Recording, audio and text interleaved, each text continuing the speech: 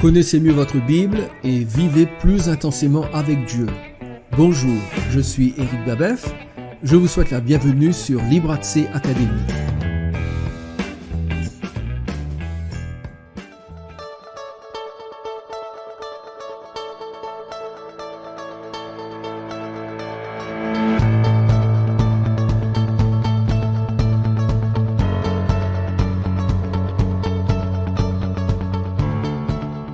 Dans notre précédente étude, nous avons vu que le parler en langue n'est pas le signe initial du baptême dans le Saint-Esprit.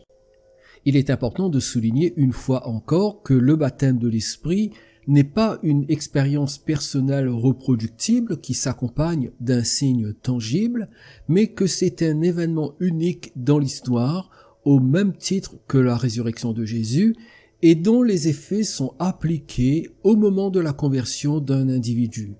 Celui-ci est alors instantanément uni au corps de Christ, c'est-à-dire à l'Église, comme tous les autres croyants qui l'ont précédé ou qui seront spirituellement régénérés après lui. C'est ce qui a fait dire à Paul dans 1 Corinthiens chapitre 12, verset 13, « Nous avons tous en effet été baptisés dans un seul esprit pour former un seul corps et nous avons tous été abreuvés d'un seul esprit. » Notons que l'apôtre affirme que nous avons tous été au bénéfice du baptême dans l'Esprit. C'est universel à l'ensemble de la vraie Église de Jésus. Il n'y a pas d'un côté ceux qui sont baptisés dans l'Esprit et de l'autre ceux qui ne le sont pas. Il n'y a pas non plus de conditions à remplir ou de préparation à suivre en vue de l'obtention d'une seconde expérience. Non. Si nous sommes unis à Christ, nous avons tous été baptisés dans un seul esprit. Si vous êtes dans l'attente du baptême dans l'esprit, cessez d'attendre, car si Jésus est votre Seigneur, si vous êtes né de nouveau, vous avez déjà été baptisé dans l'esprit. Si vous ne l'étiez pas, vous ne seriez pas sauvés. Vous n'avez nul besoin d'une seconde expérience. Si vous attendez d'être rempli de l'esprit et de parler en langue, cessez d'attendre, car la Bible n'enseigne pas que tous les croyants doivent parler en langue comme preuve de la plénitude du Saint-Esprit. En fait, elle dit plutôt le contraire. Tout d'abord, Paul affirme que dans l'union à Christ, nous avons tous été abreuvés d'un seul esprit. Cela signifie que si vous êtes né de nouveau, le Saint-Esprit est venu faire sa demeure en vous. Vous avez été remplis de sa présence, car 1 Jean chapitre 3 verset 24 déclare que nous connaissons qu'il demeure en nous par l'Esprit qu'il nous a donné.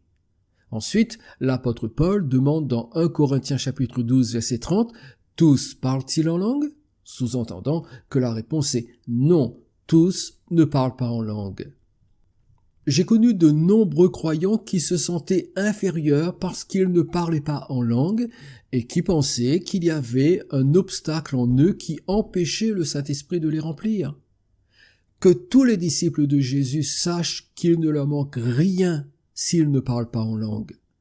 Cela m'a toujours fasciné de constater que les serviteurs de Dieu les plus remarquables des 20 derniers siècles, ceux qui ont marqué leur génération et qui ont laissé une trace indélébile dans l'histoire de l'Église, n'ont jamais parlé en langue, que ce soit Martin Luther, George Muller, Charles Spurgeon ou Adolphe Monod, pour ne citer que cela.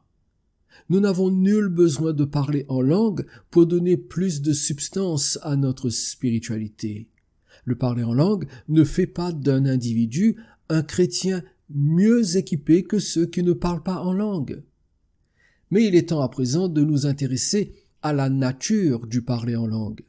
S'agit-il de langue inintelligible ou simplement de langue humaine existante? Je tiens à rappeler que j'ai été pentecôtiste et charismatique pendant toute ma vie chrétienne. Donc, je sais par expérience ce que signifie parler en langue. J'ai rencontré des milliers de pentecôtistes et de charismatiques qui, comme moi, parlent en langue inintelligible et qui sont convaincus que ce qu'ils disent leur a été donné par le Saint-Esprit. Le souci avec cette croyance, c'est qu'elle ne correspond pas à la description qu'en fait la parole de Dieu, car chaque fois qu'il est question de la glossolalie dans la Bible, il s'agit toujours de langue humaine connue et intelligible, jamais de mots inconnus et de sons dénués de sens. La première fois que j'ai découvert cette simple vérité, je l'ai rejetée car elle remettait en cause mon expérience personnelle du parler en langue. Je l'ai combattue pendant des années en affirmant que ceux qui exprimaient leur désaccord avec l'expérience pentecôtiste et charismatique de la glossolalie étaient des ennemis du Saint-Esprit. Mais petit à petit, j'ai été amené à réévaluer la doctrine du parler en langue qu'acceptent 656 millions de charismatiques et de pentecôtistes de par le monde. Je précise également que j'ai abondamment pratiqué le parler en langue et que j'ai prié pour des centaines de personnes pour qu'elles en fassent l'expérience. J'ai aussi connu les abus et les dérapages associés au parler en langue. Par exemple, je sais ce que veut dire prier en langue pendant plusieurs heures d'affilée. Il n'était pas rare que dans certaines églises, nous passions plus de la moitié de la nuit à prier en langue. Dans mes dévotions personnelles, il m'est arrivé de prier en langue pendant 5 heures non-stop. Un autre exemple de dérapage, c'est le fait de livrer le combat spirituel contre des principautés dans les lieux célestes en les liant par une prière en langue très agressive. Ces pratiques résultent d'une compréhension faussée de ce que la Bible dit concernant le don des langues. Je suis effaré lorsque je me rends compte de l'aveuglement dans lequel j'étais au sujet du parler en langue et qui m'a conduit à faire n'importe quoi tout en croyant que j'étais conduit par le Saint-Esprit. Mais ce n'était pas le Saint-Esprit qui me conduisait, c'était ma mauvaise compréhension de l'action de la troisième personne de la Trinité. Il y a une forte tendance à attribuer au Saint-Esprit ce qui vient de la psyché humaine. Plutôt que de lire ce que disent clairement les textes bibliques, beaucoup de croyants s'appliquent à y insérer leurs expériences et à faire dire à ces textes ce qu'ils ne disent pas, ce qui a pour résultat d'altérer leur compréhension de la personne et de l'œuvre du Saint-Esprit. Donc, comme 656 millions de charismatiques et de pentecôtistes, je peux parler en langue, mais pas comme cela est décrit dans la Bible. Parce que dans la parole de Dieu, le parler en langue est toujours une langue terrestre connue, jamais une langue inintelligible. Question. Est-ce mal de prononcer des sons et des mots qui ne signifient rien? Non, ce n'est pas mal, tant qu'on ne l'attribue pas au Saint-Esprit et qu'on ne prétend pas que c'est une prière parfaite que Dieu reçoit. Si cela vous fait du bien de prononcer des mots sans signification, pourquoi pas? Mais ne dites pas que ces sons ou ces mots inintelligibles sont donnés par le Saint-Esprit et que Dieu le Père les accepte comme une prière. C'est la même chose pour le soupir. Est-ce mal de soupirer? Bien sûr que non, mais à condition que vous n'affirmez pas que votre soupir vient du Saint-Esprit, parce que vous avez lu dans Romains chapitre 8, verset 26, que l'Esprit lui-même intercède par des soupirs inexprimables. Si cela vous fait du bien de soupirer, allez-y, mais ne faites pas automatiquement du Saint-Esprit la source de votre soupir. Le même principe s'applique au parler en langue. Des mots que vous ne comprenez pas et qui sortent de votre bouche ne constituent pas forcément le don des langues. Pour qu'il soit qualifié de parler en langue conforme à la Bible, il faut que vous parliez dans une langue terrestre connue que vous n'avez pas apprise et qui vous est surnaturellement communiquée par l'Esprit de Dieu. Si ce critère est absent, ce n'est pas le don des langues que le Saint-Esprit accorde. Je sais que cela peut être choquant, mais si les Saintes Écritures disent la vérité, il faut l'accepter humblement. Ni vous, ni moi, nous ne parlons en langue de façon authentiquement biblique. De façon générale, la glossolalie contemporaine comprend essentiellement des langues inintelligibles. Mais laissez-moi vous donner 6 raisons pour lesquelles la glossolalie biblique est composée de vraies langues humaines existantes mais non apprises par celui qui les parle. Premièrement, dans Acte 2, après que les apôtres se mirent à parler en d'autres langues selon que l'Esprit leur donnait de s'exprimer, nous dit le verset 4, les versets 6 et 8 disent « Au bruit qui eut lieu, la multitude accourut et elle fut confondue parce que chacun les entendait parler dans sa propre langue. Ils étaient tous dans l'étonnement et la surprise, et ils se disaient les uns aux autres, « Voici, ces gens qui parlent, ne sont-ils pas tous galiléens? Et comment les entendons-nous dans notre propre langue, à chacun dans notre langue maternelle ?» Tous ceux qui ont entendu les apôtres parler en langue ont clairement identifié leur langue maternelle, leur propre langue, c'est-à-dire celle qu'ils utilisaient dans les régions d'où ils venaient. Les versets 9 à 11 en dénombrent une quinzaine. C'étaient des langues terrestres, connues et contemporaines, et non des mots inintelligibles ou extatiques. Deuxièmement, plus tard, dans Acte 10, lorsque le Saint-Esprit est descendu sur tous ceux qui étaient présents dans la maison du centenier romain Corneille, les versets 45 à 47 déclarent « Tous les fidèles circoncis qui étaient venus avec Pierre furent étonnés de ce que le don du Saint-Esprit était aussi répandu sur les païens, car ils les entendaient parler en langue et glorifier Dieu. » Alors Pierre dit « Peut-on refuser l'eau du baptême à ceux qui ont reçu le Saint-Esprit aussi bien que nous ?» Lorsque Pierre précise « aussi bien que nous », le grec dit littéralement « juste comme nous ». Cela veut dire que leur parler en langue était similaire à ceux des apôtres dans Acte 2. D'ailleurs, cela est confirmé par le même Pierre lorsqu'il dira aux anciens de l'église de Jérusalem en Actes chapitre 11 verset 15 « Lorsque je me fus mis à parler, le Saint-Esprit descendit sur eux comme sur nous au commencement. » Cela indique que Corneille et ses proches ont parlé des langues terrestres, connues et contemporaines, et non des mots inintelligibles ou extatiques. Troisièmement, le mot langue dans Actes chapitre 2 verset 4 traduit le grec glossa, qui est souvent utilisé dans le Nouveau Testament pour décrire la langue ou le dialecte utilisé par un peuple particulier et qui est distinct de celui des autres nations. Vous pouvez consulter à ce propos Apocalypse chapitre 5 verset 9, chapitre 7 verset 9, chapitre 10 verset 11, chapitre 11 verset 9, chapitre 13 verset 7, chapitre 14 verset 6 et chapitre 17 verset 15, où nous retrouvons le même mot grec glossa qu'en Actes chapitre 2 verset 4.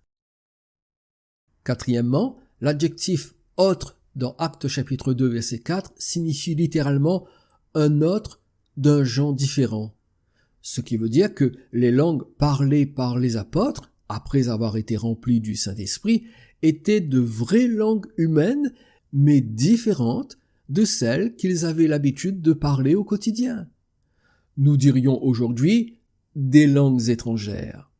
Cette expression ne désigne pas un langage extatique et inintelligible, mais un langage ou un dialecte humain existant. Cinquièmement, quand Jésus déclare dans Marc chapitre 16 verset 17 « Ils parleront de nouvelles langues », l'adjectif « nouvelle » désigne des langues étrangères que la personne n'a pas l'habitude de parler. Elles ne sont pas nouvelles dans le sens d'extatique, mais dans le sens où elles sont différentes de celles parlées quotidiennement par celui qui s'exprime. Si je dis « je parle une nouvelle langue », vous en déduisez que je fais référence à une langue étrangère que j'ai apprise et que je peux utiliser. C'est la même chose concernant les nouvelles langues de Marc 16-17, à la différence qu'elles n'ont pas été apprises par celui qui les parle, mais qu'elles lui sont miraculeusement communiquées par le Saint-Esprit. Et enfin, sixièmement, le fait que le parler en langue puisse être interprété selon 1 Corinthiens chapitre 14 verset 13 exige que les langues parlées soient de véritables langues ayant du sens et non des mots inintelligibles. Il est évident que l'interprétation nécessite du sens. Des propos dépourvus de sens ne peuvent pas être interprétés. Comment donner du sens à des sons dénués de sens? Ces 6 arguments démontrent de manière concluante que toutes les références du Nouveau Testament au parler en langue concernent le même phénomène. Dans tous les cas, il s'agit de la capacité miraculeuse de parler dans une langue étrangère non apprise. Il n'est jamais question de sons inintelligibles, mais de véritables langues humaines existantes et pouvant être logiquement interprétées. En tant que pentecôtiste charismatique, je ne peux nier que c'est ce que la Bible dit au sujet de la glossolalie.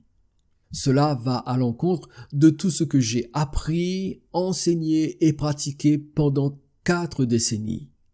Aujourd'hui, j'ai décidé de faire passer les Saintes Écritures avant mes expériences, même les plus agréables. En conclusion, le parler en langue contemporain de 656 millions de charismatiques et de pentecôtistes ne correspond pas à celui de la Bible. À chacun de décider ce qu'il fera avec cette information. Je n'ai pas abordé le sujet des mystères de 1 Corinthiens chapitre 14 verset 2. Je le ferai dans la prochaine étude. Que le Seigneur vous bénisse. Je vous dis à bientôt. Avez-vous fait la paix avec Dieu et êtes-vous prêt à le rencontrer? Avez-vous l'assurance de votre salut? L'évangile de Jean au chapitre 3 et au verset 16 déclare « Car Dieu a tant aimé le monde qu'il a donné son Fils unique, afin que quiconque croit en lui ne périsse point, mais qu'il ait la vie éternelle. » Vous pouvez être sauvé parce que Jésus s'est offert en sacrifice sur la croix pour que vous soyez réconciliés avec votre Créateur. Croyez que Jésus est mort et ressuscité pour votre salut. Demandez-lui de vous pardonner vos péchés et soumettez-vous à lui de tout votre cœur. Confessez que Jésus est le Seigneur de votre vie et prenez la décision de vivre selon ses enseignements. Que la paix de Christ remplisse votre âme et que sa présence vous accompagne chaque jour. Voulez-vous développer votre connaissance de la Bible, enrichir votre foi et approfondir votre relation avec Dieu? Accédez à des ressources captivantes en rejoignant Libre Accès Academy. Libre Accès Academy, c'est un espace public comprenant un blog et une chaîne YouTube. Libre Accès Academy, c'est aussi un espace membre proposant une école de formation des disciples et un parcours de théologie biblique. Libre Accès Academy, c'est l'occasion d'écouter de nombreux podcasts inspirants et de visionner des vidéos d'enseignement inédits. Libre Accès Academy, c'est également la possibilité de télécharger des Bibles et des ouvrages d'édification pour la foi. Mais Libre Accès Academy, c'est bien plus encore. Découvrez des trésors de connaissances bibliques inestimables pour une expérience spirituelle unique en vous rendant sur notre page d'information.